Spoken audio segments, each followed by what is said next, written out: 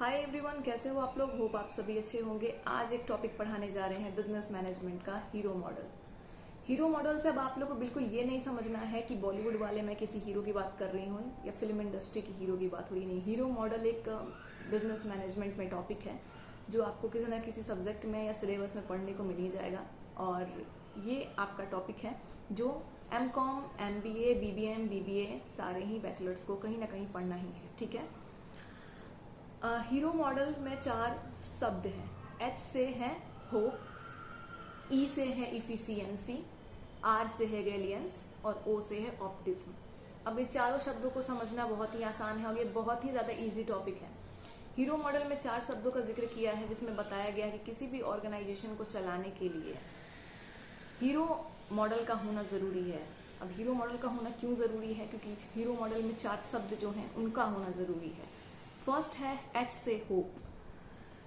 Hero model कहती है कोई भी मैनेजर है, डायरेक्टर्स हैं जो कंपनी रन कर रहे हैं, ऑर्गेनाइजेशन रन कर रहे हैं, उनके मन में होप होना बहुत ज़रूरी है अपनी चीज़ों से रिलेटेड। अगर आप विदाउट होप किसी भी चीज़ को स्टार्ट करते हो तो जाहिर सी बात है आपका उसमें मन नहीं लगेगा। तो आपको कोई भी काम करने से पहले एक उम्मीद होनी चाहिए कि हाँ ये चीज़ पॉजिटिवली जाके आगे जाके रन करेगी, ऐसा हमें ट्रस्ट है, ऐसा हमें उम्मीद है। ठीक है। होप बहुत इजी चीज़ है, आप लोग समझ गए, इसमें ज़्यादा बोलने की ज़रूरत नहीं है। सेकंड है इफिशियंसी। अब आप बस होप लेकर भी तो नहीं बैठ सकते, आप सिर्फ उम्मीद के भरोसे भी तो नहीं रह सकते, आपको इफिशियंसी भी तो आपके अंदर होनी चाहिए। यानी कि आपके अंदर कॉन्फिडेंस, स्ट्रेंथ और वर्किंग पावर होनी चाहिए जो कि आपके चीज़ों को रन करे। तो आप जैसे होप बिल्ड किए हो उस हिसाब से आपके अंदर वर्किंग एबिलिटीज भी होनी चाहिए जो आपकी चीज़ों को रन करती है। तो इफिशियंसी बताती है कि वर्किंग एबिलिटीज आपके अंदर होनी चाहिए जो कि आपको हेल्प करती है। स्ट्रेंथ, कॉन्फिडेंस, इफिशियंसी में मोटिवेशन, इन सब चीज़ों को काउंट करेंगे जो कि कम समय में ज़्यादा से ज़्यादा वर्क को कंप्लीट करते हैं। ठीक है, इफिशियंसी में आएगा।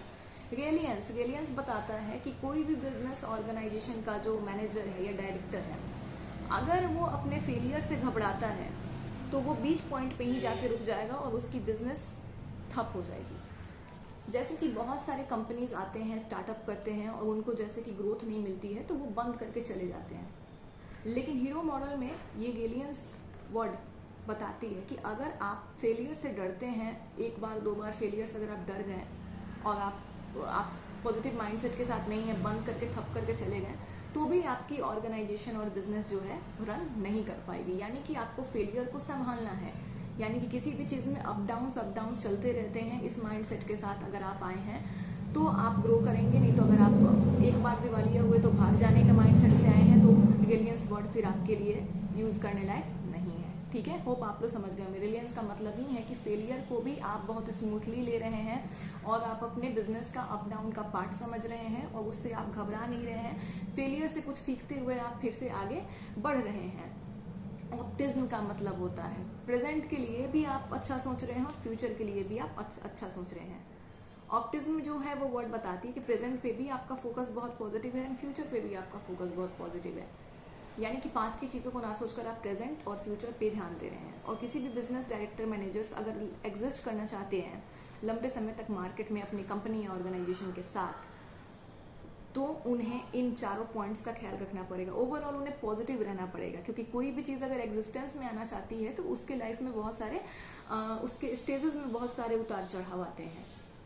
कभी कभी होप भी कम पड़ सकता है, कभी कभी इफिशियंसी भी कम पड़ सकती है, कभी कभी रेलियंस पावर भी आपका कमजोर पड़ सकता है, कभी कभी आपका ऑप्टिज्म पावर भी कमजोर पड़ सकता है। बट अगर आप बिजनेस को रन करने आए हो मार्केट में तो इन चारों पॉइंट्स के साथ आपको पॉजिटिवली रहना पड़ेगा। जो भी प्रॉब्लम्स आते हैं उन्हें फेस करते हुए आपको संभालते हुए चलना पड़ेगा। यानी कि रुकना नहीं। अगर आप रुक गए तो फिर हीरो मॉडल आपके लिए वर्क नहीं करेगी। अगर आप एग्जिस्ट करने आए हो तो वही आपके लिए हीरो मॉडल वर्क करेगी, आपको लंबे समय तक सर्वाइव करने के लिए। ठीक है, तो होप आप लोग समझे होंगे और फीडबैक में कमेंट जरूर कीजिएगा। कमेंट बॉक्स में अपना फीडबैक जरूर दीजिएगा और चैनल को सब्सक्राइब जरूर कर लीजिएगा अगर आपको मुझसे पढ़ना अच्छा लगता हो। और नेक्स्ट वीडियो के साथ आते हैं बहुत जल्द। Thank you so much.